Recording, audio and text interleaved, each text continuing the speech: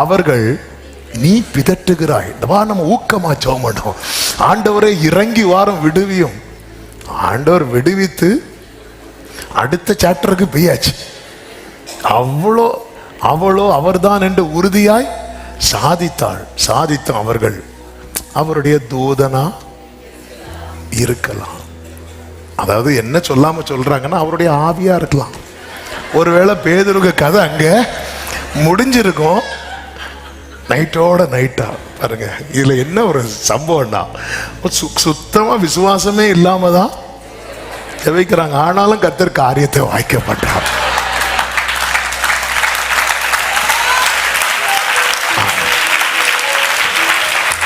நீங்க ஜெபம் பண்றீங்களாங்க, அதுவே பெரிய அதிசயம்.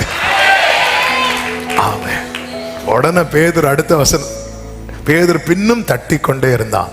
அவர்கள் கண்டபோது ஏன் பேதுருவுக்கே சொப்பனம் போல இருந்துச்சுன்னா மற்றவங்களுக்கு எப்படி இருக்கும்? அவங்களால நம்பவே முடியாது. அடுத்த வசனத்தை பாருங்கள், 17வது வசனம். அவர்கள் பேசாமல் இருக்கும்படி அவன் கையை அமர்த்தி கர்த்தர் தன்னை காவலிருந்து விடுதலையாக்கின விதத்தை அவர்களுக்கு விவரித்து, இந்த செய்தியை யாக்கோபுக்கும் சகோதரருக்கும் அறிவியுங்கள் என்று சொல்லி புறப்பட்டு, ஆமே, கர்த்தர் உங்களை விடுவித்த விதத்தை நீங்க சொல்ல போறீங்க. ஆமே ஆமே ஆமே. சத்துரு என்னை கொல்ல கொண்டு வந்தா, கர்த்தர் என்னை சொல்ல கொண்டு வருகிறார். என் சிறையிருப்பை திருப்பி என்னை அநேகருக்கு சொல்ல வைக்க போகிறார். ஆமென் சொல்லுங்க பார்க்கலாம். ஹல்லேலூயா. எத்தனை பேர் நம்புறீங்க? இந்த பகல் வேளையில எத்தனை பேர் நம்புறீங்க? ஆமென். எனக்கு மகிழ்ச்சியும் கர்த்தருக்கு மகிமையும் உண்டாக கர்த்தர் என் சிறையிருப்பை திருப்புகிறார்.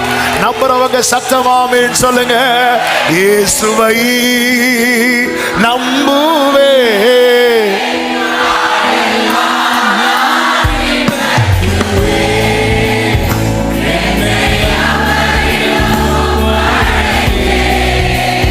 வெட்கப்பட்டு இயேசுவை நம்புவேன். இயேசுவை ஓரலம் அம்ராதனம் அம்ரேசேகரே லேரே ஜீசஸ் என்னை வெட்கப்பட்டு போக மாட்டேன். வெட்கப்பட்டு. ஆமென் ஆமென். ஆக்சுவலா இப்பதான் செய்திக்குள்ளேயே போகக்கூடிய பாயிண்ட் வருது. ஆனால் அந்த பாயிண்டை மட்டும் சொல்லிடுறேன், நீங்கள் வீட்டில் போய் நல்லா படிச்சுக்கோங்க. சிறையிருப்பை திருப்பும் போது உண்டாகிற காரியங்கள் யோவேல் 3வது அதிகாரத்திலே சொல்லப்பட்டிருக்கிறது. அதை 5ஆக சொல்லி, அந்த அதிகாரம் ஃபுல்லாகவே 5ஆக சொல்லி நான் ஜெபிக்கும்படி விரும்புகிறேன். இதை நீங்கள் வீட்டில் போய் வாசித்துக்கோங்க. நமக்கு டைம் ஆகிவிட்டது.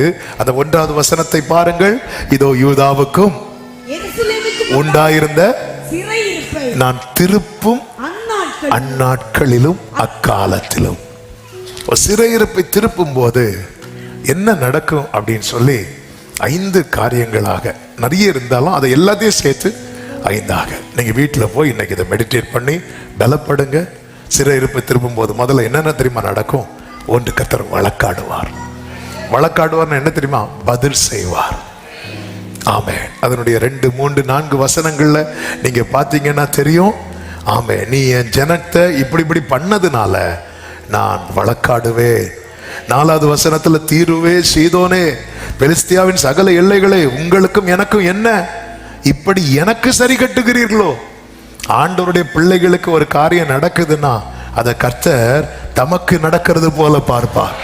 ஆண்டவர் பவுல்கிட்ட என்ன சொல்லுவார் தெரியுமா? ஏன் சபையை துன்பப்படுத்துறேன்னு கேட்டாரா? ஏன் என்ன துன்பப்படுத்துறேன்னு தான் கேட்டார். சும்மா சொல்லலங்க, உன்னை தொடுகிறவன் என் கண்மணியை தொடுகிறான் என்று. ஆமென். பல நேரத்துல நம்ம இப்படிதான் கேட்கிறோம், ஆண்டவரை இன்னும் அடக்கி கொண்டிருப்பீரோ? தாவீது கேட்கிறான் 35வது சங்கீதம் 17வது வசனத்துல, ஆண்டவரை எதுவரைக்கும் இதை பார்த்து கொண்டிருப்பீர்? எவ்வளவு நாள் தான் பார்த்துட்டு இருப்பீங்க? அவ்வளவு கேள்வி கேட்கிறாங்க, நிந்திக்கிறாங்க, தூஷிக்கிறாங்க. உன் தேவன் எங்க என்றும் கேட்கிறாங்க. எனக்கு அது நாள்தோறும் கண்ணீர் வருது. நீங்க பார்த்துட்டு இருப்பீங்களா? இல்ல இல்ல இல்ல, கர்த்தர் வழக்காடுவா. ஆமென். எகிப்தியருக்காக இஸ்ரவேலரை சிறையிருப்பிலிருந்து வெளியே கொண்டு வந்ததும் கர்த்தர் செய்த முதல் காரியம் என்ன சொல்லுங்க? வழக்காடுனது. பார்வோனை அவன் சேனை இருக்க விடல, மொத்தமா கொண்டு வந்து சிவந்த சமுத்திரத்துல அவங்க கண்ணுக்கு முன்னாடி இல்லாம ஆக்கிட்டார். பழி வாங்குதலும் பதில் செய்யலும் கர்த்தருக்குரிய. அவர் பார்த்துட்டே இருப்பார். அதனாலதான் சிறுமைப்பட்டவன் மேல் சிந்தை உள்ளவன் பாக்கியவான். அவனை கஷ்டப்படும் போது அவனை சிறைப்படுத்தி காயப்படுத்துறவங்க இருப்பாங்க, அவனுக்கு சப்போர்ட் பண்ணி ஹெல்ப் பண்றவங்க இருப்பாங்க. அப்படி ஹெல்ப்ஃபுல்லா இருக்கிறாங்க தெரியுமா, அவங்களுக்கு கர்த்தர் ஆசீர்வாதத்தையும், காயப்படுத்துறாங்க தெரியுமா, அவர்களுக்கு கர்த்தர் அடியையும் வைத்திருக்கிறார். இதுதான் கர்த்தருடைய செயல். ஆமென். தேவனை இந்த ரெண்டையும் பார்க்க முடியும். நீங்க பைபிள்ல பார்க்கும்போது தெரியும். அவர் ஆசீர்வதிக்கவும் செய்கிறார், இஸ்ரவேலருக்கு மன்னாவை கொடுத்து ஆசீர்வதிக்கிறார். ஆமென். சிவந்த சமுத்திரம் என்பது இஸ்ரவேலருக்கு ஆசீர்வாதம், எகிப்தியருக்கு அது அழிவு. அது கர்த்தர் பழி வாங்கினது. இது பலமுறை சொல்லி இருக்கிறேன். என்ன பழி வாங்குதல்? பார்வோனும் ஒரு சட்டம் போடுகிறான். என்ன சட்டம்? நான் பிறக்கிற எல்லா ஆண் குழந்தை எங்க போட்டு கொல்லணும் தெரியுமா? தண்ணியில. கர்த்தர் அதே போல அவன் கூட்டத்தை அழிச்சார். பார்த்தீங்களா? அத்தனை புருஷர்களையும் கொண்டு வருகிறார். ஆனால் எந்த இடத்துல ஒரு ஆண் பிள்ளை கூட உயிரோடு இருக்கக்கூடாது என்று பார்வோன் சட்டம் போட்டானோ, அதே இடத்துல இருந்து 6 லட்சம் புருஷர்களை கர்த்தர் வெளியே கொண்டு வருகிறார். கர்த்தர் உங்களை வளர பண்ணணும்னு நினைச்சிட்டாருன்னா சத்துருவுக்கு தளர பண்ண முடியாது. அவர் வழக்காடுவார். பல நேரத்தில் நம்முடைய கேள்வி மோசே கேட்டது போலதான். யாத்திராகமம் 5:23 ஆண்டவரே, அவன் இந்த ஜனங்களை உபத்திரவப்படுத்துகிறான், நீர் உம்முடைய ஜனங்களை இன்னும் விடுதலையாக்கலையே ஆண்டவரே, அவன் இன்னும் கஷ்டப்படுத்திட்டு தானே இருக்கிறான். கர்த்தர் பார்த்துட்டு சும்மா இருக்கிறார் நினைக்காதீங்க. ஆமென். அவர் வழக்காட ஆரம்பிச்சா சத்ருவுக்கு நிக்க முடியாது. துன்மார்க்கரையோ காற்று பதரை பறக்கடித்து கொண்டு போவது போல துன்மார்க்கரை கொண்டு போவார். ஆமென். 2வது யோவேல் 3:10 சொல்லப்பட்டிருக்கிறது, பலவீனனும் தன்னை பலவான் என்று சொல்வானாக. Let the weak say I am strong. அவர் சிறையிருப்பை திருப்பும் போது பலவீனனை பலவானாய் மாற்றுவார். ஹல்லேலூயா. ஆமென். யேசபேல் சொல்ற நாளைக்கு இந்நேரத்தில் இவன் கதையை முடிப்பேன் என்று எலியாவை குறித்து சோர்ந்துட்டார். சூறை செடிக்கு கீழே போய் படுத்துட்டார். அவ்வளவுதான், எல்லாம் போச்சுன்னு படுத்துட்டார். ஆமா, அவரே கல்லறை கட்டி படுத்தது போல. ஆமே. எதுக்கு அங்க ஏதோ ஒரு இடத்துல சாகணும்? நல்ல இடத்துலயா? இந்த இடத்துல நான் படுத்துறேன். ஆமே. சிலர் சர்ச்சில் இடம் பிடிப்பாங்க, சிலர் கல்லறையில கூட இடம் பிடிப்பாங்க, விடவே மாட்டாங்க, இப்படித்தான் நிற்பாங்க. இங்கதானா சரி போங்கன்னு போக மாட்டாங்க.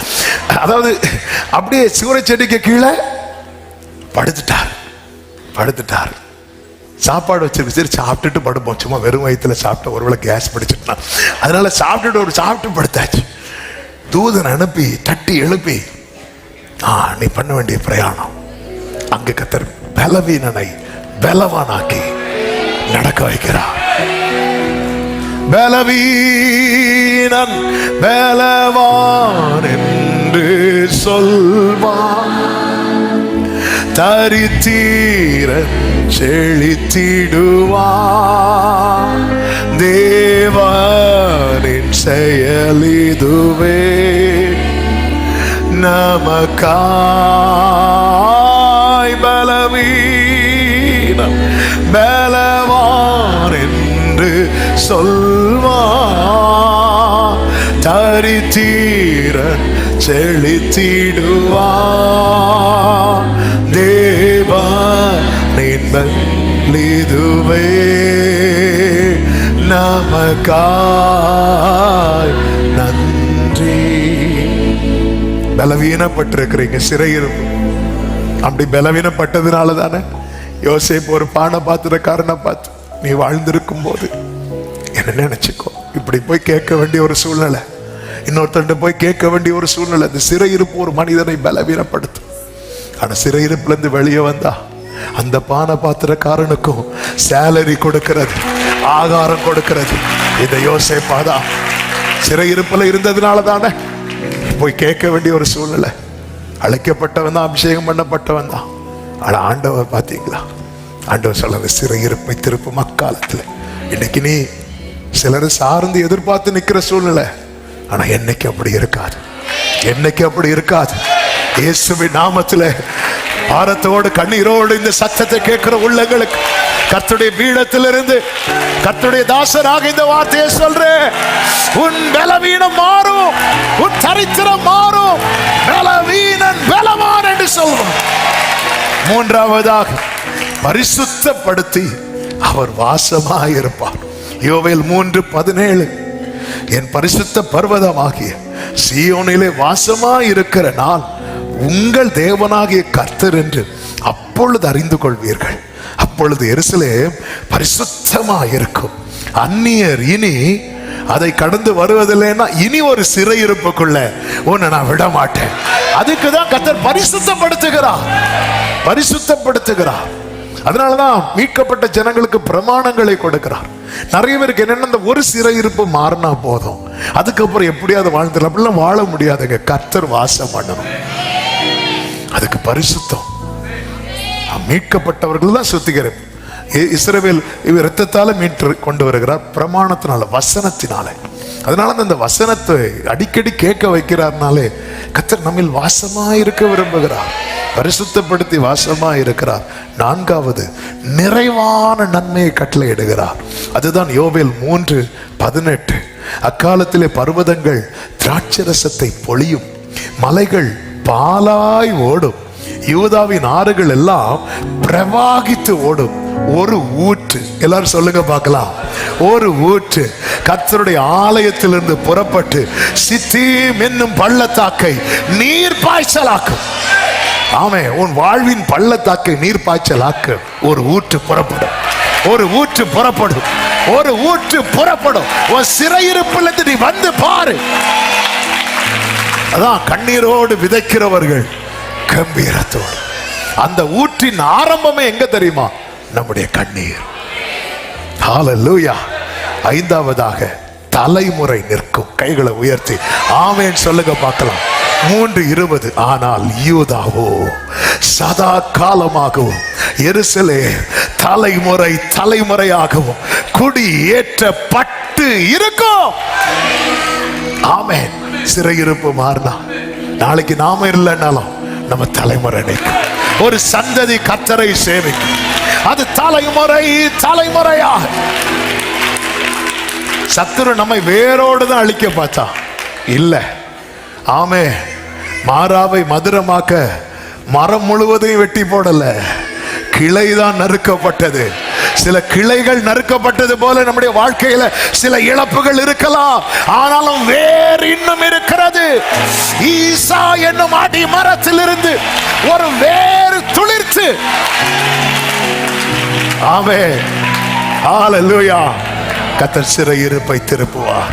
எத்தனை பேர் நம்புறீங்க? அவர் வேலை செய்ய தொடங்கிட்டா என் முன்னாக இருக்கிற இரும்பு கதவு அவர் வெண்கல கதவுகளை உடைத்து இருப்பு தாழ்பால்களை முறித்து தானாக தானாக மகிழ்ச்சியும் மகிமையும் கர்த்தர் நமக்கு பெரிய காரியங்களை செய்யும். எல்லாரும் எழுந்து நிற்கலாமா? ஹல்லேலூயா, ஹல்லேலூயா. ஆமென், ஆமென்.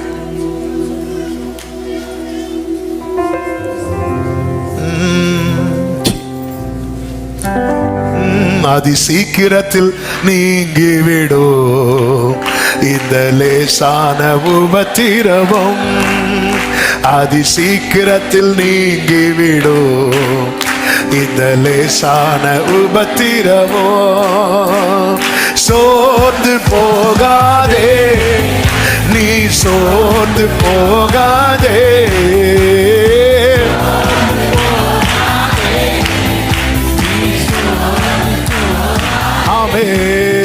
அதி சீக்கிரத்தில் நீங்கிவிடும்.